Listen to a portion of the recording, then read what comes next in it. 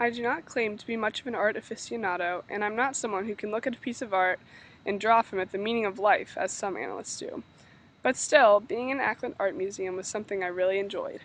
The atmosphere of the place and the varying artwork all around was peaceful and interesting, much like bookstores or libraries, which I also greatly enjoy. I walked through much of the different areas of the museum and saw a few poems, or a few pieces of art, of which I jotted the names down so I could potentially come back and use them for this project if I couldn't find a better one. But when I came to No World by Kara Walker, I knew it was just the one I wanted to do. The simplicity of the figures and colors was contrasted by a clearly deep meaning, and I was excited to dive into the piece and learn about what was really being portrayed. I have always been a fairly simple person, not one to have deep, complex interior, nor to think very well about deep and philosophical things. So that suggests why I was initially drawn to this piece. When I realized it had deeper meaning, however, I was not scared away and was truly interested in picking apart its various elements to understand the best I could the artist's intentions and the statement being made. The seemingly simple, almost childish style of the elements of this piece, including the bold hands in the center, the silhouettes of the colonial man and Native American, the woman under the water, the sea and sky backgrounds, and even the title, are juxtaposed with the deep, dark theme of the conflicting expectations and realities for slaves that Walker depicts in her work No World, to suggest the crushing reality for slaves coming to the U.S. Let's first point out the different pieces that make up No World. First, the image central to the piece is the dark, defined, feminine hands holding up the ship. It appears that the water around it is wavy and potentially dangerous, yet the hands are clearly holding the ship above the rough sea. The boat itself is drawn in a way that it resembles a sketch. The lines are defined, yet the many strokes are evident. The ship is clearly old and large, and in this case we assume it to be a slave-carrying boat. To the left, there are two figures that are presented in a silhouette manner. Their child book-like outlines appear, at a closer look, to be a colonial man watching a Native American, who is showing him corn. Clearly this scene is to make it obvious that the ship is going towards the United States. In the background, there is a large cloud that appears to be smoke or a storm cloud, either way suggesting that in the distance there is trouble and danger looming. Finally, under the water, very faintly, is the image of a woman gliding beneath the water, under the boat. Mouth open, she is clearly gasping for air, or in some kind of suffering, which is juxtaposed against her strewn-out, peaceful-looking body. To understand the meaning of this work, I did some background research.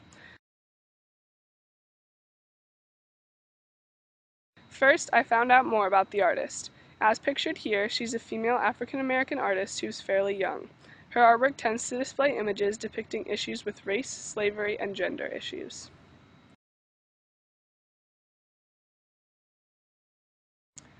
Andy Warhol, who Walker is known to have looked up to as a growing artist, and many draw comparisons between the two, is known as a leader in the pop art movement. This artistic era was focused on popular objects and people and used bright colors and flat imagery. Warhol and Walker were connected through formalism, a style that they both shared. Formalism is an artistic style that aims to emphasize the autonomy or primacy of formal qualities. I then found that the piece I saw at the museum, No World, is actually part of a collection of individual pieces that go together. There are 6 frames in the setup, named No World, Beacon, Savant, The Secret Sharer, Buoy, and Dread. They all follow the same general style, and each represents a different aspect of a slave's journey and experience in America.